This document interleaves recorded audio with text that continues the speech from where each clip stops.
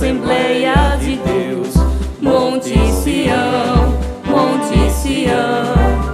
Nasceu, ó se nasceu, ó se nasceu, Assembleia de Deus, Assembleia de Deus, Monte Sião, Monte Sião. Está surgindo um povo valente, temente e prudente pra guerrear, em marcha firme, levando a espada, a fiel palavra pra almas salvar. Esse exército, quem vai à sua frente é Jesus, fortemente os fazendo ganhar. Não adianta parar esse povo, o Deus poderoso nos faz triunfar. Nasceu, ó se nasceu, ó se nasceu, Assembleia de Deus, Assembleia de Deus, Monte Sião, Monte Sião. Saúde a igreja com a graça e a paz do Senhor Jesus, todos amados irmãos da Igreja Assembleia de Deus Monte Sião, que sempre estão conosco, juntinhos com a EBD, glória a Deus, nesse domingo maravilhoso que Deus tem preparado para o seu povo. Que Deus continue abençoando sua vida e que nós possamos cada dia sentir prazer de estar ligados com a palavra dos céus, que é a palavra de Deus, amém? Vamos orar ao Senhor? Glória a Deus. Deus eterno, soberano, graças te damos, meu Deus, por essa escola dominical. Tome nossas vidas em tuas mãos, opere poderosamente e continue ministrando, Deus, através da tua palavra em nossos corações.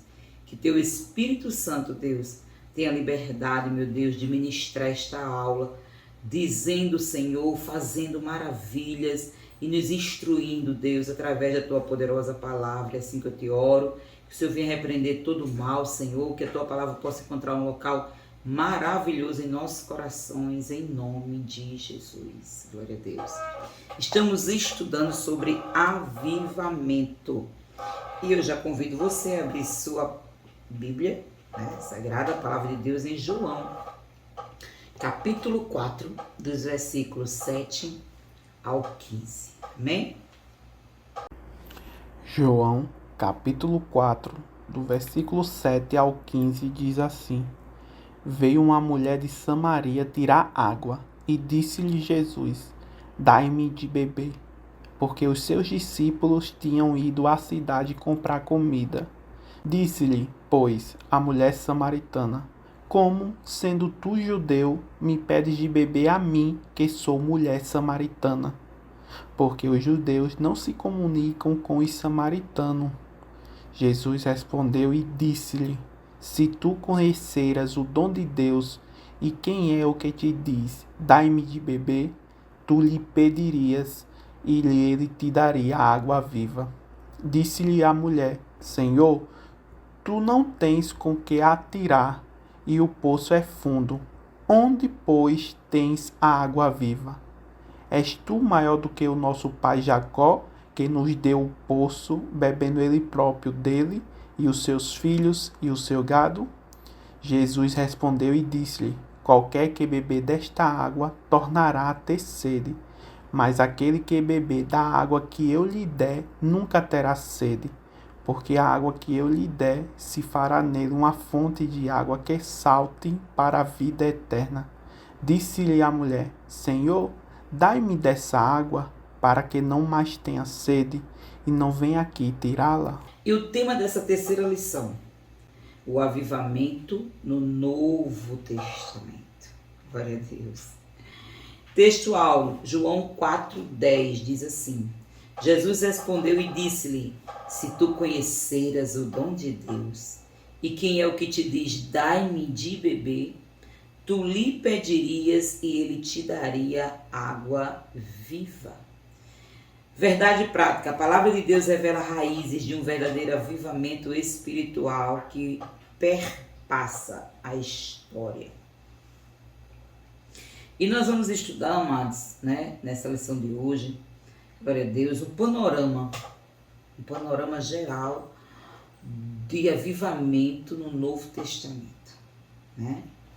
E nós vamos estudar esse avivamento que foi trazido para nós por Jesus Cristo, através das suas revelações, da sua palavra, dos seus ensinamentos. Glória a Deus. E nós vamos ver que os apóstolos, depois que Cristo, deixou lições gloriosas nos 4 evangelhos, Mateus, Marcos, Lucas e João, nós vamos ver que também os apóstolos, eles fizeram menção deste avivamento através da palavra do Senhor, através das epístolas do apóstolo Paulo, através das epístolas universais, através do livro da Revelação, Apocalipse. A gente vai ver que em cada momento do Novo Testamento existe ali o avivamento espiritual, E palavra-chave vai ser Novo Testamento. Primeiro ponto, o avivamento nos evangelhos. O Novo Testamento é a revelação, e é a última, glória a Deus, revelação de Deus para o mundo. É a última revelação de Deus para o mundo. E nós vamos começar falando sobre o avivamento no Evangelho de João. Esse evangelho que foi escrito entre os anos de 80 a 95 depois de Cristo. É um evangelho diferente dos demais. É um evangelho diferente dos demais, porque a sua abordagem, ela se difere do que os outros evangelhos falam. E no Evangelho de João a gente pode ver passagens únicas, passagem do lavrador, do agricultor lá em João 15, a gente pode ver a passagem do bom pastor em João 10, a gente pode ver essa passagem linda da mulher samaritana, que a gente leu aqui com a leitura oficial. Então ele se difere dos demais, o contexto do evangelho que escreveu João. E nesse encontro, a gente pode destacar esse encontro de Jesus Cristo com a samaritana, a gente vê que nesse encontro existe uma palavra maravilhosa ali, que Jesus fala com ela, a água. Jesus começa a conversar com aquela mulher tratando a respeito da água. Uma água que se diferencia daquela água que a mulher ia buscar todos os dias naquele poço sozinha. Ninguém queria a companhia dela porque ela não tinha um histórico tão lindo de vida. Já vivia com muitos, 5 homens, e Jesus falou bem claro para ela que o 6º também não era dela. Ela já tinha passado por mão de vários homens, que não eram seus maridos. Glória a Jesus. E Jesus trata com ela sobre uma água viva, uma água diferente. E a gente sabe que a água simboliza Espírito Santo, a água simboliza avivamento, glória a Deus. Então João, ele já entra nesse contexto de avivamento quando ele começa a relatar esse encontro glorioso de Jesus Cristo com a mulher samaritana. É um contexto, é uma história linda, maravilhosa. E a gente vê, que ele diz assim, mas aquele que beber, no versículo 14 de João 4, aquele que beber da água que eu lhe der nunca terá sede. Por quê? E ele explica, porque a água que eu lhe der se fará nele uma fonte de água jorrar para a vida eterna. Era uma fonte que nunca secaria. E é assim a vida do crente, irmãos. Se a vida do crente for uma vida de jejum, de oração, de leitura bíblica diária, a Bíblia não deve ser usada só quando a gente vai para a igreja, que lembra de levar, e às vezes nem se lembra, A Bíblia ela tem que fazer parte da nossa vida cotidiana, uma leitura diária. Louvado seja o nome do Senhor. E oração, Com certeza a gente vai se aproximar cada vez mais dessa fonte. Essa fonte vai jorrar em nós. A gente vai ser sempre um crente avivado. A gente vai ser sempre um crente que está disposto para fazer a obra, Levar a palavra do Senhor, nunca tem mais desejo, nem prazer, nem saudades do mundo. Mas ele repudia o mundo que Deus tirou ele, Esse mundo de pecado que jaz no maligno. Glória a Deus. Então, Jesus Cristo chegou para aquela mulher e disse, olha, eu posso preencher o vazio da tua alma. E só Jesus pode fazer isso. Não existe terapias, né? Não existe terapias que possa resolver o vazio da alma do homem, não existe medicamento, não existe religião que possa preencher o vazio do homem. Quem preenche o vazio do homem é Jesus Cristo, ele é o único. Por isso que ele disse, a água que eu lhe der. Não foi a água que Maria vai dar, ou que Pedro, que Paulo, que João, não. A água que eu, Jesus, lhe der, ela sim, vai fazer uma fonte dentro de você. E vai jorrar para a vida eterna. Ele estava dizendo que você vai ser uma pessoa feliz, avivada, bem-aventurada. E isso Deus falou, o próprio Deus, Filho, falou, e se cumpriu. A mulher, quando experimentou desta água, né, ela imediatamente deixou aquele cântaro vazio de água física, glória a Jesus, e ela fez o quê? Ela virou missionária, foi falar de Jesus Cristo, agora não mais triste, agora não mais como aquela rejeitada da cidade, não, agora como uma missionária, porque Jesus chega e transforma a vida, porque Ele é Deus. Oh, glória a Jesus! É lindo isto, irmãos. E a gente pode ver em Colossenses 2, o versículo 12 ao 13, sepultados com Ele no batismo. Foi isso que a samaritana experimentou. Nele também ressuscitastes pela fé, no poder de Deus que ressuscitou dentre os mortos.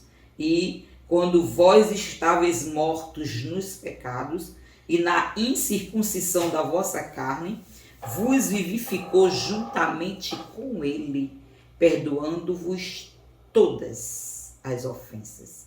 Não foi algumas, foram todas as ofensas. Por isso que Paulo diz em Romanos 8, nenhuma condenação há para aqueles que estão em Cristo Jesus. Não andam mais segundo a carne, mas andam no Espírito. A mulher samaritana experimentou andar no Espírito, teve a vida transformada. E este é o maior de todos os avivamentos que a pessoa possa experimentar. É a transformação da vida. É poder experimentar desta água viva, beber e nele criar-se uma fonte, porque ele agora está ligado com Jesus. E o avivamento em Mateus? O evangelho de Mateus foi escrito 60 depois de Cristo. É considerado o evangelho do reino, ou o evangelho do rei. Por que, missionário? Porque é o evangelho que mais faz menção, né? Glória a Deus, do reino dos céus. Olha, 30 vezes essa expressão reino dos céus, reino, o reino de Deus, se encontra no evangelho que escreveu Mateus. É por isso que ele é conhecido como evangelho, considerado o evangelho do reino, ou o evangelho do rei. E o propósito de Mateus é revelar aos judeus, né? E depois ao mundo, que Jesus é sim, é o Messias, Jesus é o rei, Jesus é aquele que veio, né, ungido, enviado. Ele tem essa obrigação, né, dentro dele de dizer, Jesus é sim, Jesus é o Messias, glória a Jesus. E o evangelho que escreveu o avivamento em Marcos, o evangelho que Marcos escreveu, glória a Deus, o avivamento nele. E a gente pode ver que o evangelho que Marcos escreveu, ele é apresentado, Jesus é apresentado em três aspectos. Marcos faz questão de apresentar Jesus. O primeiro aspecto, ele mostra Jesus como um servo vencedor sobre as enfermidades, sobre os demônios, sobre as forças da natureza e sobre a morte. Segundo, Marcos apresenta Jesus Cristo no aspecto como servo sofredor, maltratado pelos líderes judaicos, mas também como sacerdote e também traído por Judas, um de seus discípulos. E o terceiro aspecto que Marcos apresenta Jesus é como servo triunfante. Glória a Deus, aquela passagem das mulheres vão lá no sepulcro, vamos lá, vamos derramar mirra sobre o corpo dele, glória a Deus. E quando elas chegam lá, cadê Jesus? Os anjos disseram: vocês estão procurando o vivo no meio dos mortos? Não, está errado. Ele ressuscitou, ele vive. Glória a Deus, é isso que Marcos faz questão de apresentar, né? Jesus Cristo triunfante, o Jesus que ressuscitou, o Jesus que venceu a morte. Glória a Deus. O mundo, o pecado, o mal, porque ele é Deus e tudo se sujeita ao Senhor Rei da Glória. E Lucas é o médico amado, né? O médico amado, glória a Jesus, como Paulo fala em Colossenses 4,14. E o evangelho dele é considerado como o evangelho do Filho do Homem. Por quê, missionária? Porque nenhum evangelista retrata tão bem a natureza humana de Jesus. É em detalhes que Lucas revela, né, a chegada do anjo Gabriel na casa de Maria. É com detalhes que ele revela a gestação de Maria, né, o propósito de Deus na vida de Maria, como serva obediente, amada. Ele retrata também a mensagem dos anjos para os pastores que estavam no campo, pastoreando ali as ovelhas, e o anjo chega: ei, eu estou trazendo para vocês umas notícias maravilhosas. Essas notícias, essas boas novas, é alegria, e é Deus revelando boa vontade para os homens, né? Ele também mostra, glória a Deus, Jesus Cristo, né, crescendo, bebezinho, depois ele crescendo com 12 anos, no meio daqueles doutores da lei. Então ele retrata muito bem a humanidade de Jesus Cristo. É o evangelho muito maravilhoso. Segundo ponto, o avivamento nos Atos dos Apóstolos. Chegar em Atos dos Apóstolos, chegar, quem não lembra, né? Que é impossível a gente não lembrar. Quando a gente chega no Atos dos Apóstolos, não lembrar do batismo com o Espírito Santo dos apóstolos, a igreja primitiva sendo revestida de poder, e Pedro cheio do Espírito Santo dizendo: ei, não é só para nós não, é para nós de hoje, é para nossos filhos amanhã, e é para a geração futura, e para tantos quantos o Senhor chamar. E nos alcançou e vai alcançar a igreja, né? Enquanto a igreja existir na terra, vai ter batismo com o Espírito Santo. Temos visto pouco hoje, a culpa não é de Deus, não é Deus que fechou a fábrica, não é isso. A culpa é do ser humano que não busca, não sente mais prazer. Quando fala com o batismo com o Espírito Santo, as pessoas não estão mais nem aí. Foi o meu maior desejo, depois que eu aceitei Jesus, foi ser revestida de poder e sentir a presença de Deus, né? E Deus continuou fazendo. Tantos quantos buscarem, desejarem e buscarem. Tem uns que desejam e não buscam, tem outros que nem desejam. Então tem que desejar, buscar, levar uma vida de oração, de jejum, se libertando daquilo que Deus está dizendo que é pecado, não se conformando com as coisas, né, as coisas mornas deste mundo. Isso é bobagem, isso é besteira, por causa disso eu não vou deixar de agradar a Deus. Isso é conversa do inimigo para atrapalhar a nossa vida espiritual, né? Então, chegando aqui no Atos dos Apóstolos, a gente vai ver que a promessa se cumpre. No capítulo 1, Jesus diz logo no versículo 5: ei, vocês vão ficar em Jerusalém. Por quê? Porque vós sereis batizados com o Espírito Santo, não muito depois destes dias. E no capítulo 2 a gente vê se cumprir a promessa, né? A descida do Espírito Santo. Eles foram cheios do Espírito Santo. Para quê? Para pregar o Evangelho, glória a Deus, para anunciar a palavra de Deus. E ali se formou a grande comissão. Essa grande comissão chegou nos nossos dias. Nós fazemos parte dessa grande comissão. Que grande comissão é essa, missionária? A grande comissão que anuncia que Jesus salva, que Jesus liberta, que Jesus prepara o homem e que Jesus leva para o céu. Glória a Deus, né? E esse é um dos maiores propósitos do avivamento, da descida com o Espírito Santo. É nós sermos mensageiros do Senhor Jesus. E o avivamento nas epístolas, glória a Deus, é o terceiro ponto, o avivamento nas epístolas e também no livro das revelações do Apocalipse. As epístolas paulinas. Paulo escreveu 13 cartas, tanto para a igreja como cartas pessoais, né? Ele escreveu carta para Tito, ele escreveu carta para Timóteo, ele escreveu carta para Filemon, mas também ele escreveu carta para as igrejas de Corinto, de Filipo, de Tessalônica, de Éfeso, da Galácia. Né? Então ele escreveu tanto cartas para a igreja como cartas pessoais. E essas cartas dele revelam mensagens maravilhosas. Ele destaca, a gente pode destacar alguns temas: justificação pela fé, a salvação, a transformação do corpo, né? Glória a Deus. E também um apelo que ele faz aos Efésios, hein? Enchei-vos do Espírito Santo. Glória a Deus. E aos Gálatas, quando ele diz assim, né? Existe a guerra espiritual, Gálatas 5, a carne entre o Espírito e aquele que a gente alimentar vence. E ele diz, enchei-vos do Espírito aos Efésios, e aos Gálatas ele diz que nós devemos nos revestir, nos encher também do Espírito para vencermos a carne.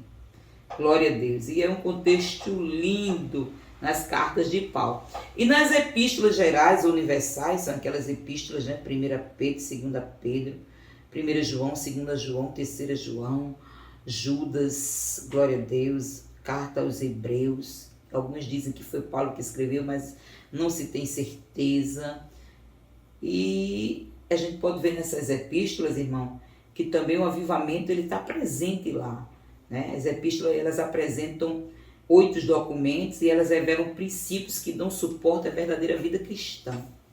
São princípios. O apóstolo Pedro diz, ei, sede santos, como o Senhor é santo. Santo como? Ele diz mais, em toda a vossa maneira de viver. Então eles nos alertam para uma vida cristã.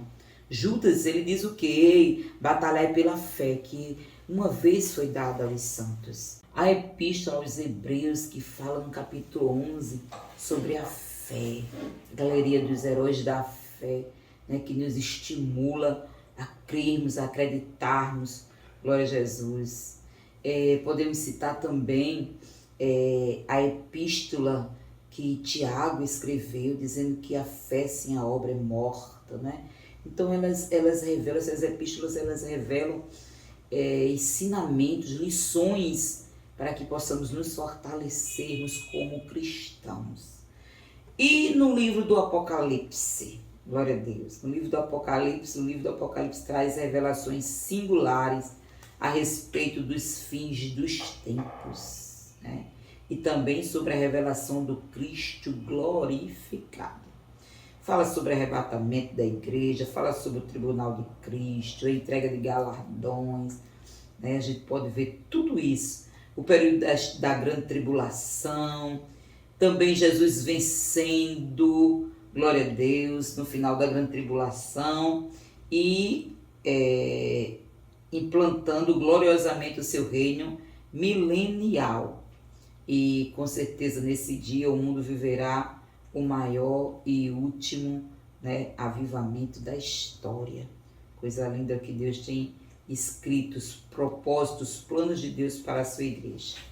Conclusão, o Novo Testamento é a revelação de Deus para a sua igreja e a mensagem de salvação para toda a humanidade. E a mensagem de salvação é avivamento, glória a Deus, né? E nós podemos perceber a vontade de Deus para um avivamento genuíno no seu povo, glória a Deus. Então, o Novo Testamento também revela o plano de Deus para o mundo, bem como suas diretrizes para que a igreja exerça de maneira avivada a sua missão na terra. Então, sejamos crentes cheios da presença de Deus, avivados e cheios do Espírito Santo. Amém? Que Deus continue nos abençoando. Glória a Deus, que Deus venha fazer maravilha, né? A cada dia, em cada aula, nas nossas vidas, possamos crescer na graça e no conhecimento do Senhor. Obrigado por você estar aí, junto conosco, participando dessa escola bíblica dominical. Amém? Vamos orar agradecendo ao Senhor. Deus eterno, todo-poderoso, graças te damos por tudo, Senhor. Abençoe, meu Deus, essa escola bíblica. Abençoe cada aluno, cada ouvinte. Possamos cada dia mais, Senhor, sentir prazer em estudar, em aprender a Tua palavra. É assim que eu te oro e agradeço por tudo em nome de Jesus. Amém. Pai do Senhor, e até a próxima EBD em nome de Jesus.